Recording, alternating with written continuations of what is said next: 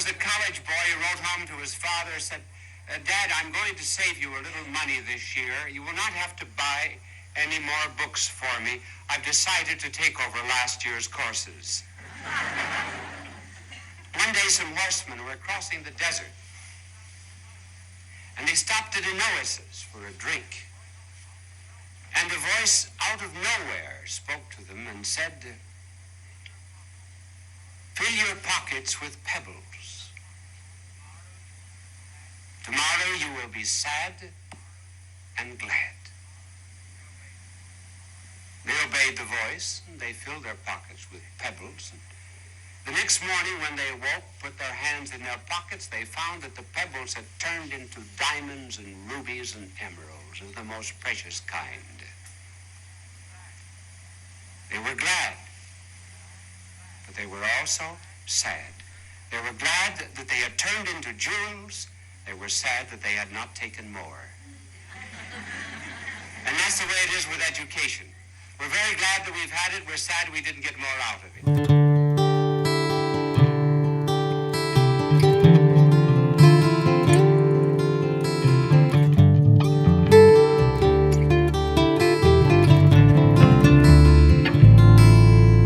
Travel along, Catholic pilgrims, for 1 year as we learn from Venerable Fulton Sheen, one of the greatest Catholic teachers in modern times. Join me, Amy Thomas, once a week for a short reading out of Bishop Sheen's book, Way to Inner Peace. Hello, Catholic pilgrims, and welcome to week 36. Our topic this week is truth, forgotten ideal. And on my social media platforms, I have been dealing with the issue of truth in one way or another a lot recently. I've either had people who are having a very hard time accepting truth. I've had people come on who are trying to lay out untruths, and then when I challenge them on those untruths, they just disappear into thin air. It's interesting how that happens. And just the whole climate of our world right now is filled with a lot of untruths and people unwilling to accept the fact that there are some absolute truths out there that we can come to know. And, it's dangerous to think that that's not true. So that's what we're going to be talking about this week. And our 3 key points are narrow path, self-will, and discovery. Number 36, truth, forgotten ideal. Submission is one of the deepest needs of the human heart. After a century and a half of false liberalism, in which it was denied that anything is true and that it makes no difference what you believe, the world reacted to totalitarianism. It grew tired of its freedom, just as children in progressive schools grow tired of their license to do whatever they please. Freedom fatigues those who want to shirk responsibility. Then it is they look for some false god into whose hands they can throw themselves so they will never have to think or make decisions for themselves. Nazism, fascism, and communism came into being during the 20th century as a reaction against false liberalism. Self-will always repudiates a truth which challenges it. However successful self-will may be, it is never satisfied. That is why the egotist is always critical. The head that wears the crown is uneasy, not because he is tired of the crown, but because he is tired of himself. He has it within his power to do anything he pleases, and this living without boundaries and limitations becomes as dull and stagnant as a swamp. A river must be happier than a swamp because it has banks and boundaries. A swamp is a valley of liberty that lost its shores and became liberal. The only ones who are really free from the bondage and the burden of self are those who hold to a truth. The truth will make you free, said our divine Lord. Only the boxer who knows the truth about fighting is free to stay on his feet. Only the one who knows the truths of engineering is free to build a bridge that will stand. The lover of truth is under an eternal law of rectitude. As he submits to it, he enjoys peace. Truth is not something that we invent. If we do, it is a lie. Rather, truth is something we discover, like love. In that great book of C.S. Lewis called Screwtape Letters, there is a series of correspondence between an uncle devil in hell and a young nephew devil on earth. The young devil is trying to win souls over to himself by talking about the truth of materialism. The old devil reprimands him, saying that he must not talk about truth. That is the word that is used by our enemy, God. You might confuse minds, get them to inquire whether a thing is liberal or reactionary, right or wrong, modern or behind the times. Evidently, Screwtape, the old devil, has succeeded pretty well with politicians and others. Truth does not challenge, but truth does develop. 2 and 2 do not make 4 in the 13th century and 16 in the 20th, but arithmetic does develop into geometry and geometry into calculus. Nor is truth easy to discover, particularly when it affects our lives. There are 2 kinds of truth, speculative and practical. Speculative truth is the truth of knowing, such as comes to us from philosophy, mechanics, physics, and chemistry. Practical truth, however, is concerned with doing and living, such as ethics and morals. The first kind of truth is very easy to accept. For example, London is the capital of England. The reason is because it does not in any way involve a change in our conduct. It makes no practical difference to our lives. But the truth of morality, such as purity, justice, and prudence and charity, are not so easy for acceptance because they often demand a revolution in our behavior. That is why men are more willing to accept objections against a principle of morality than against a theory of science. Our divine Lord referred to the difficulty of accepting practical truths when he said, "You will not come to me because your lives are evil." Truth is a narrow path. Either side is an abyss. It is easy to fall either to the right or to the left. It was easy to be an idealist in the 19th century, as it is easy to be a materialist in the 20th century. But to avoid both abysses and walk that narrow path of truth is as thrilling as a romance. Truth is like the veins of metal in the earth. It is often very thin and runs not in a continuous layer. If we lose it once, we may have to dig for miles to find it again. Grains of truth are like grains of gold that prospectors find. They can be discovered after a long search. They must be sifted from air with great patience. They must be buried with sacrifice to erase the dross and washed in the streams of honesty. Notice how often today men in public life accuse one another of lying. Why is it that they never speak of truth? May it not be that they studied in the same school as Pilate and asked, "What is truth?" and then turn their backs on it? It takes a heap of virtuous living for any one of us to discover truth. As I said in the beginning, I've been dealing with a lot of issues surrounding truth on my social media platforms, and that always gives me a lot of fodder to talk about for my podcasts. So the first thing I want to talk about is on page 128.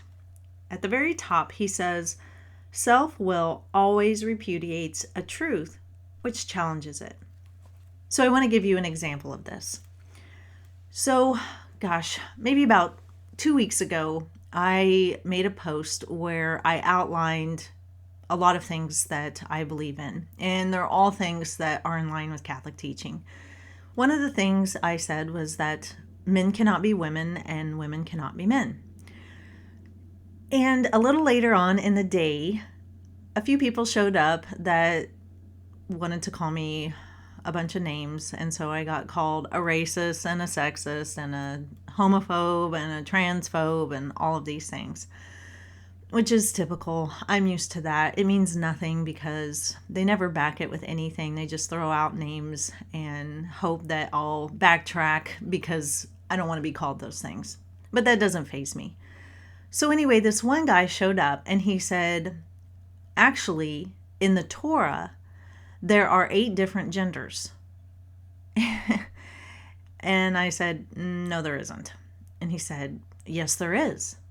And I was like, well, if there's anything in the Bible outside of the Gospels that I've read more than anything else, it's the first 5 books of the Bible. That's what the Torah is. And I have never once encountered anything that talks about 8 different genders. I have read in Genesis where it talks about how God created them male and female, but other than that, there's nothing else. And he went on to say, oh, you're wrong. It's in there. And a lot of Jewish rabbis have done commentary on this. And he gave me an article. And he was obviously Jewish. I would probably say culturally Jewish. And, he put this article up for me to read. Well, I couldn't read it fully right away because I had to get to something. But I just kind of quickly glanced over it. And right away in the article, it listed off these supposed 8 different genders that are supposedly found in the Torah, the first 5 books of the Bible. And I knew right away that it was bunk because everything that it was trying to list out revolved around the male and female binary.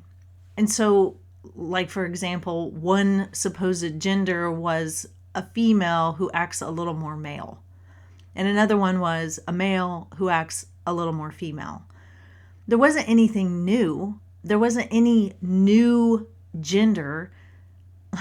I couldn't even give you a name. I wouldn't even know what to say because there's only the male and female binary. There wasn't anything in there that was different, like some kind of alien species that has a gender completely different from male or female. And I said to him, this is incorrect. This is not true. Everything this is saying revolves around the male and female binary. There's nothing new here. There's not a new gender. So it just doesn't work. So anyway, he argued with me some more and I just kind of left it. Well, then curiosity got the better of me a couple days later. And so I decided to go read the full article. And I read it all the way through. And it wasn't saying in the Torah, there's these 8 discoverable genders in there. It was the Talmud, which is it's a book for Jewish people that has a lot of laws in it and commentary, and for a Christian it's not binding at all. And I have never read the Talmud. And so anyway, I wrote back to him and I said, I finally took some time to read through your article all the way. I had time to do that, and so I fully read it. And the problem is that you said these 8 genders were in the Torah, but this is all coming from the Talmud. And I don't follow the Talmud. As a Christian, I don't need to follow what the Talmud says. And it's incorrect to say that this was in the Torah. And he's like, well, the Talmud is commentary on the Torah. So if the Talmud is saying it, then it's in the Torah. And so I said, well, it doesn't have any verses in the Torah to show where it's getting this from. Other than in Genesis, it briefly talks about, how, in Genesis it says God made them male and female, and it tries to do this mental gymnastics thing where it tries to kind of turn it into different genders. I said, but there's nothing else. There's no other verses in here that it's talking about.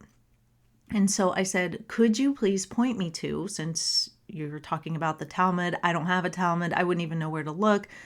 Could you please point me to the verses in the Torah that the Talmud is referring to? I'd like to look it up. And he never came back. That was it. Because he couldn't give me any verses, because there are no verses that talk about different genders. And so this fits so nicely with what I read on page 128, where he says self-will always repudiates a truth which challenges it. And so he was being high and mighty, coming and trying to, shut me down, calling me a transphobe and a homophobe and all these different things. and throwing out this untruth that he probably didn't think I would follow up on, but I did. And so when I actually challenged him and I said, show me, he just disappeared into thin air. And it's so interesting because this happens more often than not, that when people are faced with the truth and they're challenged on what they believe in, and the truth doesn't fall in line with what they believe in, they just walk away. They don't want to hear it. They put their fingers in their ear. And you cannot grow and become a better person when you do that. The next thing I want to move over to is on page 129. The middle paragraph says that there are two kinds of truth, speculative and practical. Speculative truth is the truth of knowing, such as comes to us from philosophy, mechanics, physics, and chemistry. Practical truth, however, is concerned with doing and living, such as ethics and morals. And so I just wanted to talk about practical truth and give you an example of how people struggle with accepting practical truth. So in our culture, especially here in America, we are having history rewritten before our eyes. And we're told all of these mega negative things about the founding of America. And we're repeatedly told that the country started when the first slave arrived and we're nothing but a racist country. We're told that we utterly stole the land from the Indians and that the Indians were just sitting here calmly as can be on the North American continent until the white man showed up and just snatched it out of his hands, and that was it. And nobody ever gives us examples. Nobody ever really shows us in letters and history to back any of this up. They just throw it out there and we're all like, yeah, that's the way of it. And we just believe it without really checking into it ourselves. So this week when I was teaching my daughter, she's got a book called American Literature. And what it does is it takes from the beginning of the founding of America, even back before that, when the Spanish were here and they were traveling around and exploring the continent.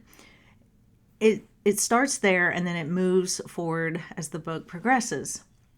Well, the part of the book that we're in right now is when Captain John Smith comes to Virginia, and we're getting to when the Pilgrims came over and landed at Plymouth Rock. All those, stories that we know pretty well. And anyway, what it does is it takes primary sources, actual letters written from that time, and presents them, to the student so that they can read what was actually happening on the ground at that time in history. And primary sources are excellent. If you can ever get your hand on a primary source, read it, because that will give you the best information on what was happening. Anyway, one of the letters that she had to read was about when the first colonists came over to the Maryland area. Now, Maryland was going to be set up as a Catholic colony because Lord Baltimore, who was a Catholic from the Calvert family, was given this piece of land by the king. The king kind of owed Lord Baltimore something, and so he gave him some land. And so colonists came over, and with them was a priest. And the priest wrote, kind of in diary form, about what happened when they first landed. And it's so interesting because he really lays it out in detail. And so he says, when we first came onto the shores, we were greeted by a huge throng of Indians who were standing there armed, with bows and everything. And it was pretty scary. And thankfully at that moment, they didn't attack or anything like that, and they just kind of fled. So anyway, the priest goes on to say how the first Mass was celebrated and what they did. And then they go and they try to have a conversation with these Indians. So they go and they seek them out, and they take a translator with them.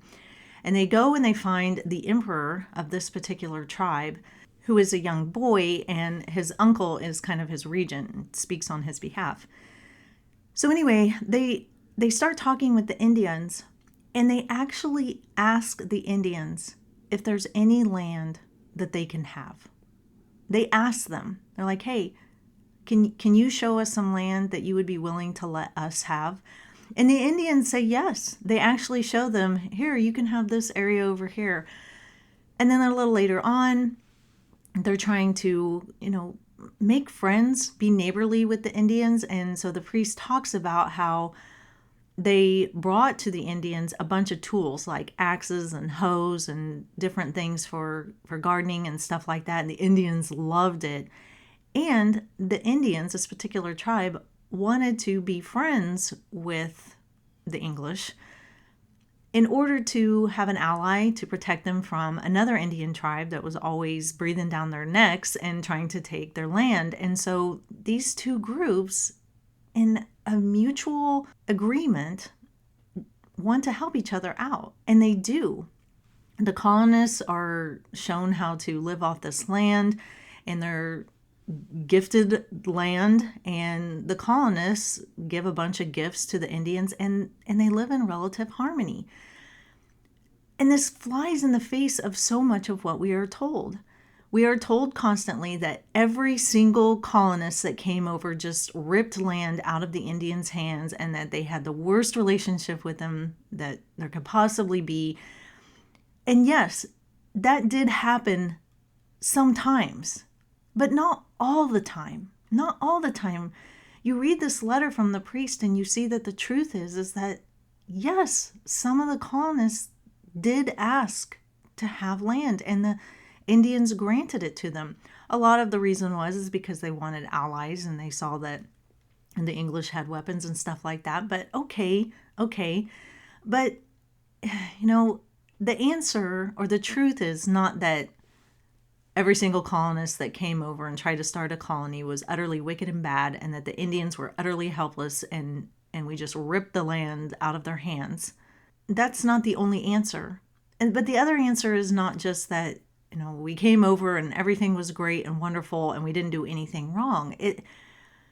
The truth lands somewhere in the middle. Sometimes, the colonists got it right, and sometimes they got it wrong. And that's how human nature is. But I think it's important that we know the truth. And to find that truth is a narrow path. Like Bishop Sheen says at the end, we really have to look. We really have to dig deep. We really have to find that vein of gold, that vein of truth that shows us what we really should believe in. And it's so important that we actually take the time to discover the truth. Because you'll find it doesn't lead to extreme ideas one way or the other. It's way more balanced and way more reasonable. And it just shows human nature. And I think that's important to keep in mind. It shows context. It shows, how humans are across the board. And oftentimes that will give us a better picture if we really start digging for the truth. Another thing that my daughter has been learning about in her religion class is how we can never fully be satisfied until we reach the perfection of something. So let me back up and kind of explain. So when you're a little kid and you're just learning your ABCs, it's frustrating. You've got these letters and you're told that the letters make sounds, and when you put the letters together, it makes a word, and the words mean something. And you're trying to take all this in, and it's hard. It's frustrating. I mean, any parent who has tried to teach their kid how to read knows that it frustrates the parent, and the kid is frustrated. But once they get it, once they understand and they know all the sounds of the letters in the alphabet, and they understand the blending of those sounds and that the sounds make words, once they reach that, kind of level of perfection, when they've really got it under their belt, they are satisfied. They are fully satisfied. They're not frustrated anymore. I mean, think of yourself as an adult. If someone was to ask you about the ABCs, there would be no frustration there. You've reached the level of perfection. You fully get it. And you don't want to stay there. You don't want to stay just continually going over your ABCs, because that's boring to you now. You've satisfied yourself. You get it, you want to move on. And so as an adult, you move on to the next thing. You maybe start out reading somewhat complicated books, and then after you've tackled that, then you move on to even more complicated books, because we're never just satisfied to stay put. And it's the same with truth in our faith life. Here on earth, we cannot fully understand God. And even in heaven, we're not going to fully understand him, but we'll have a way better understanding.